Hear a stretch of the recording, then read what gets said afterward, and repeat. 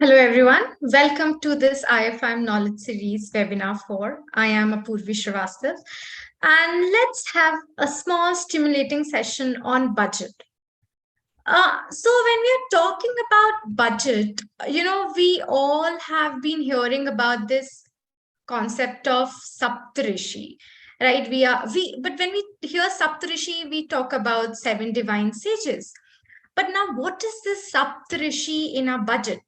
Our budget, we are talking about these seven principles of Saptarishi, these divine principles, which include inclusivity, reaching last miles, infrastructure, investment, unleashing potential, green growth, youth power, and financial sector.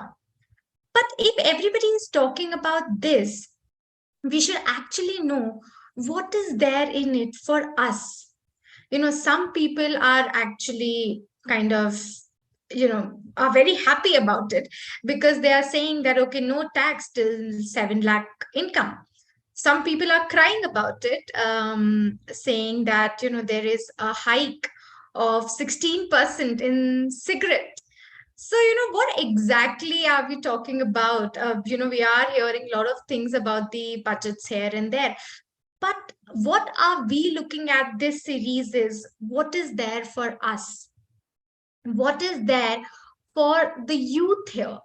In ILO, it is actually, the statistics of ILO actually said that 66% of the total population of India is actually below the age of 35.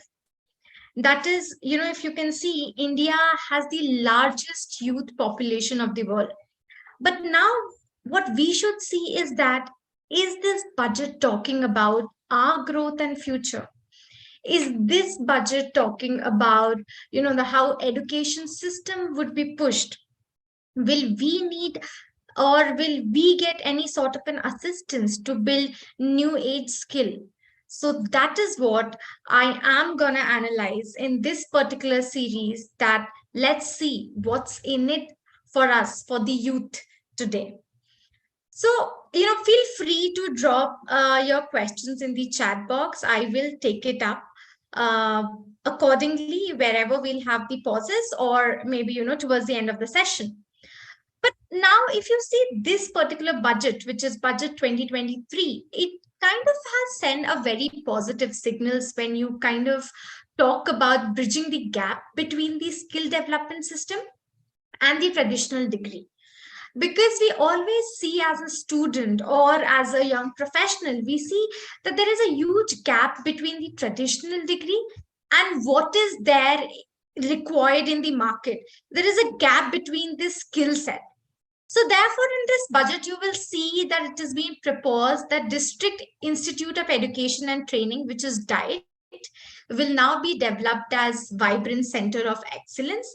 That is, teachers who are being trained under this DIET Institute will now be completely trained in a more innovative way, innovative pedagogy, which is in demand with the current skill set. There would be ICT, information communication and technology implementations in the curriculum.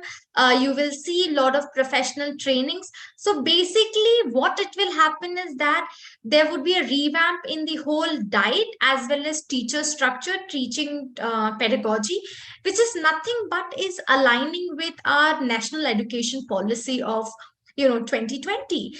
It kind of talks about not just being people who know how to read, but being an holistic individual. So that is what is something which is gonna come very soon. And you'll be surprised to know that this time center has allocated rupees 1.13 lakh crores for the education sector, which is highest of all times. And in past 2-3 years, our education sector has actually witnessed that due to pandemic, the government schools in the rural India, they have seen the impact, and a lot of children have actually lost few years, substantial years of education. And we are looking forward to an era where this thing will not happen. The whole education would be digitalized, and no young student or youth will lose this opportunity of skilling or upskilling himself. So therefore, considering that impact also, in this budget, government has actually focused about upskilling the youth and increasing the digitalization in the education sector. Budget has actually talked about a national digital library for children and adolescents will actually, which will be the national digital library will be set up across all the geographies, different languages, different genres, different levels. And also, even at the level of panchayat, it is being proposed that there would be physical libraries which will be set up, and where students or the panchayat people or the village people will definitely have an access to this national digital library resources. There would be a kind of infrastructure which will be set up, and there would be access, so that no student will lose any opportunity to kind of learn again in future.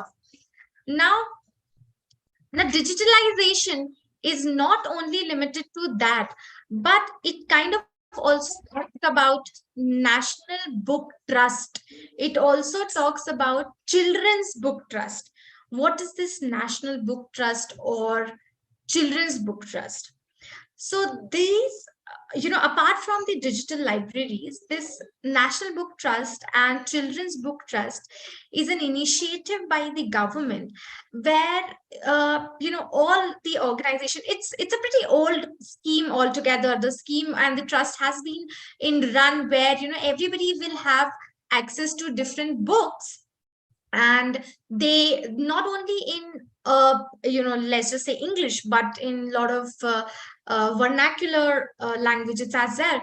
So now here what will happen, that these National Book Trust and Children's Book Trust, who were already having kind of a library, are now again being encouraged and are said that the fundings would be given to them so that their publication will increase, and more education related books could be printed, and free access, or let's just say discounted rate books, could be available across India. So this particular thing has also been brought up where education sector will again see the push, and students will get a kind of opportunity to access different kind of resources.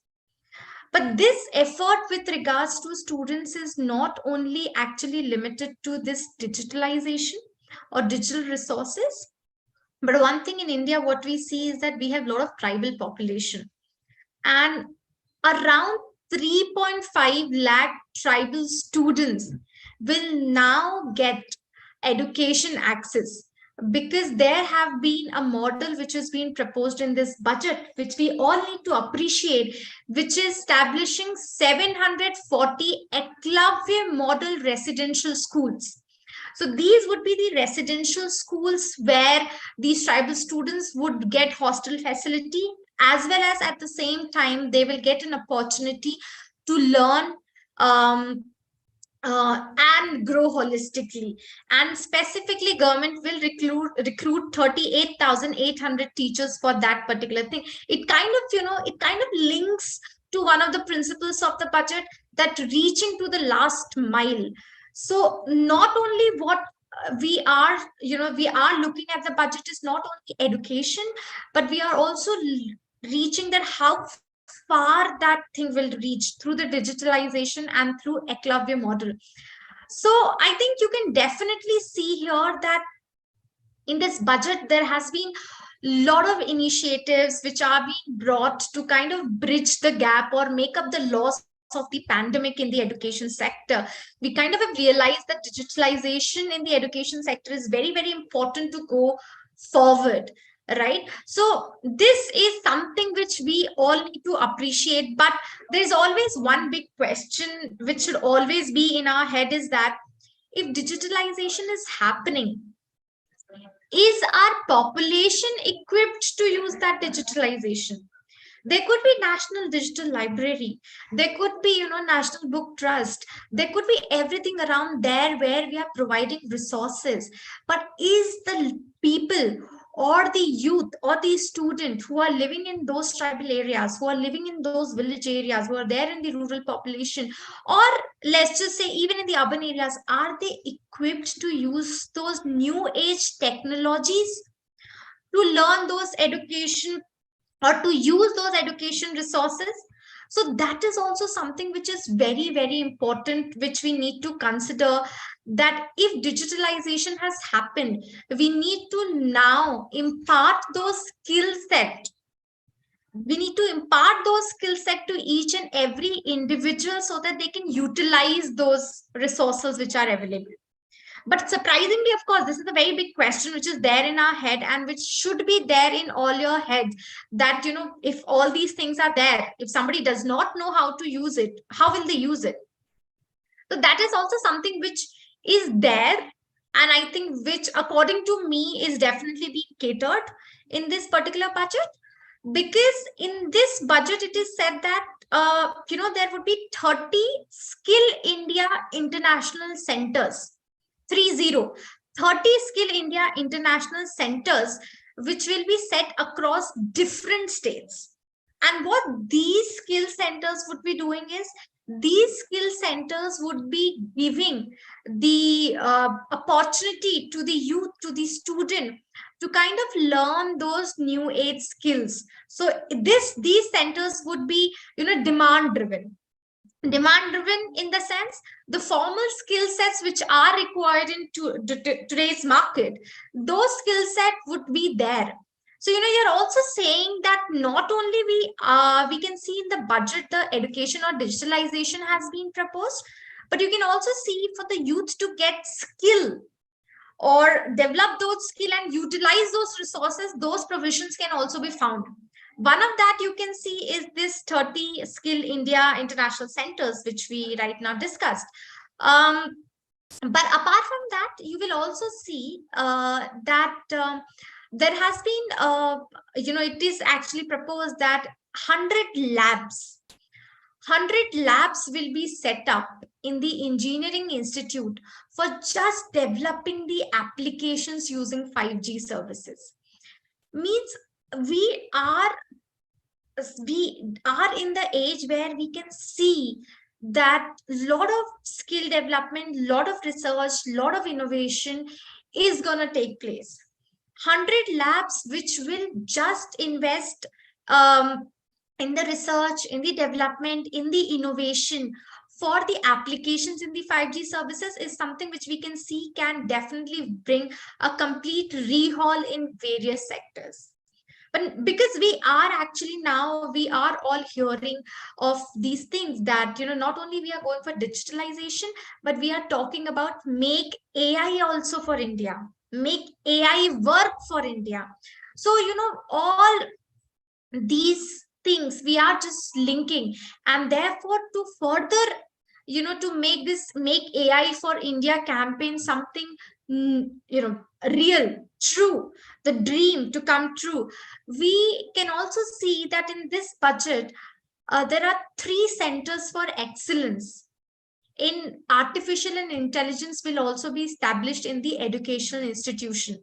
So these 3 research centers, which are there again in the educational institution, will carve the pathways for our youth, for our students to learn different skills, to develop different skills in the area of artificial intelligence as well. 100 labs, 3 artificial centers for research in artificial intelligence, 30 Skill India International Centers are definitely going to give us a platform where all of us can use our potentials to the fullest. But every time we definitely can't only talk about these digitalizations or AI, because there is a wide audience. Some of them could be definitely good in digital sector, but our youth is not only limited to this digital sector. So this budget is not only looking at developing these skills which are, let's just say, digital skills or AI skills or the current demand, but this budget has also kind of catered the demand, or let's just say have also taken into consideration the skills which which are required for a normal artisans or a craft person or a basic labor. Because here in this budget, there was a scheme or which was announced, which is PM Vishwakarma Kaushal Samman, that is PM Vikas. This particular scheme is actually talking about where assistance or packages will be given to the artisans and craftsmen, and will also enable the youth to learn these skills of articrafts, handicrafts, crafts work, and they will integrate this through PM Vikas scheme. They will integrate it with SME and MSME value chains.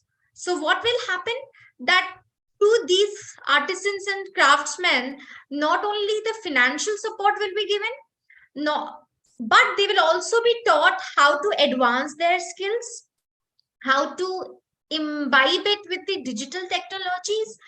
Promotion will happen. They will be given digital payments help, the setup of social security. So we not only we are restricting ourselves to just the digital world, but we are diving deep into our rural sector. We are also taking care of our uh, you know indigenous work as well in this particular budget, and the skills of an artisans or the craftsman or the laborer is also being promoted.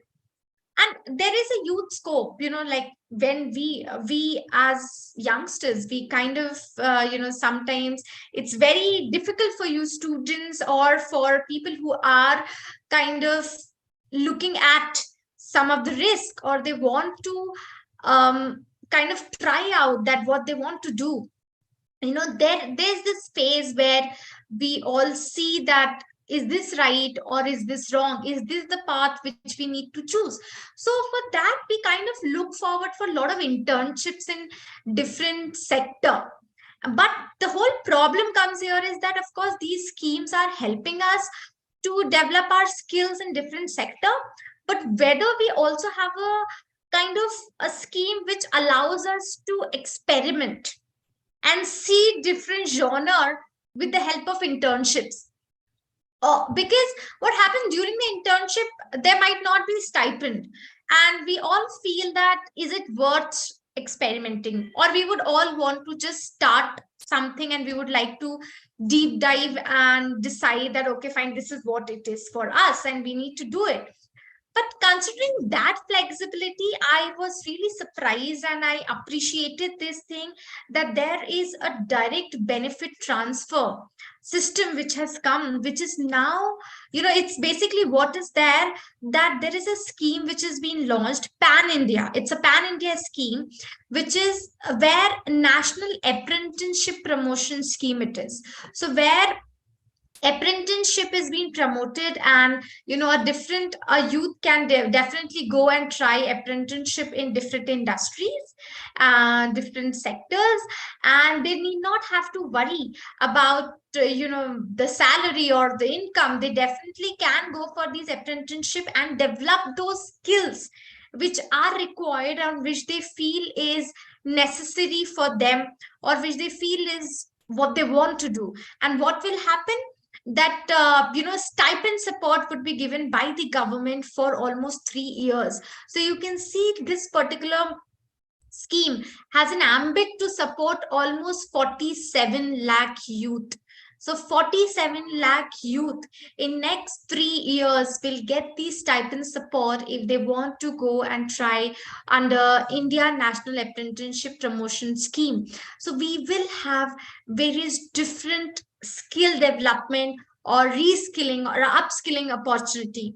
Government along with this is actually launching a scheme altogether which is called as Pradhan Mantri Kaushal Vikas Yojana 4.0, which is all about a person's skill development.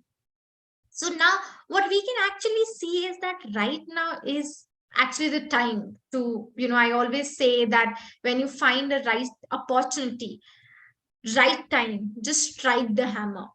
So what we feel here is that this is actually a very, very right opportunity to use all these schemes, benefits, incentives which are there, provided to you in this budget, and utilize it and just dream high. Because um, everything is pretty much linked with our vision of becoming a developed nation, or one of the very influential and prominent nation in this particular globe. It's also, we all are talking nowadays about all of a sudden, different innovations. So in these skills, there are a lot of different innovations which are also being linked. One of the IITs is going to receive you'll definitely find it, they're going to receive the fund for developing lab grown diamonds. So here you see there is an angle of sustainability also. So this skill, they're also asking that, we need to develop this skill, which is also not only linked with digital, not only linked with our traditional sector, but is also linked with our sustainability aspect. Because what we need right now is that we all together needs to go for the sustainable growth. So here, such kind of skills where, students would learn how to even grow a lab grown diamond. A diamond being grown in a lab is something which, is unique in itself. And when we are doing it, when we are achieving it, it actually opens plethora of opportunities for for us to tap different sectors, revenue sources, markets, right? So that is all there. Even in the medical sector, if you see, apart from the medical colleges, which kind of only we see that a lot of medical colleges are promoting doctors, but along with that, now in this budget, nursing colleges are also going to be set up along with these 157 medical colleges. The very basic nascent skill of nursing is also now being promoted.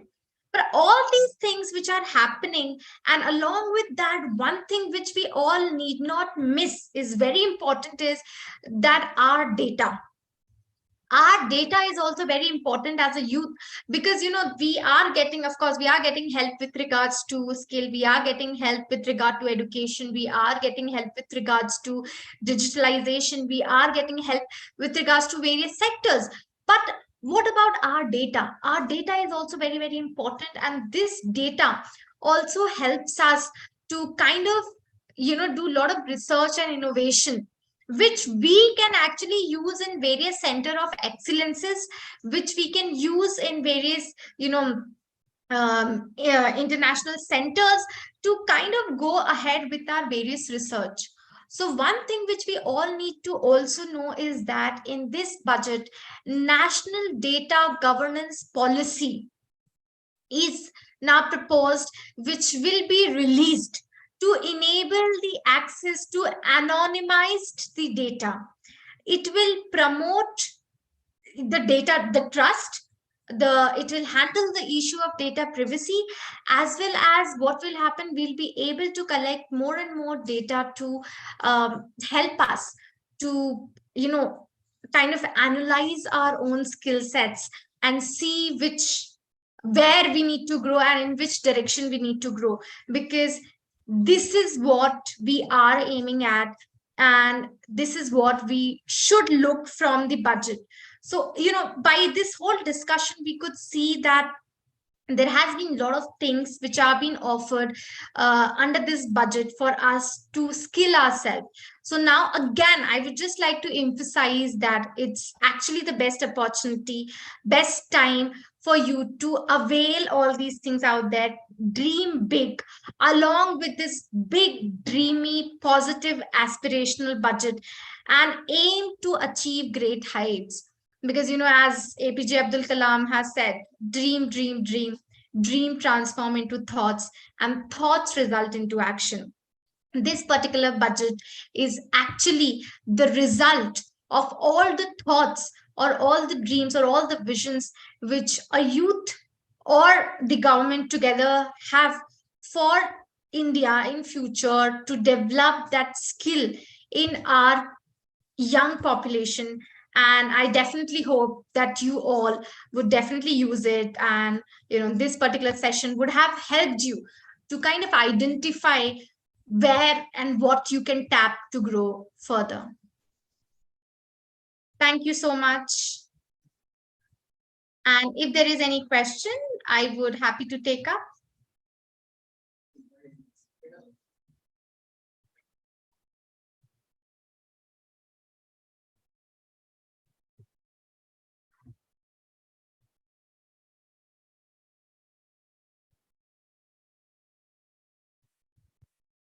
Okay, so I can see there is no question. So I believe everything is crystal clear, and you all might have enjoyed this session where you could have learned a bit about what is there with regards to upskilling, reskilling, and skilling for ourselves.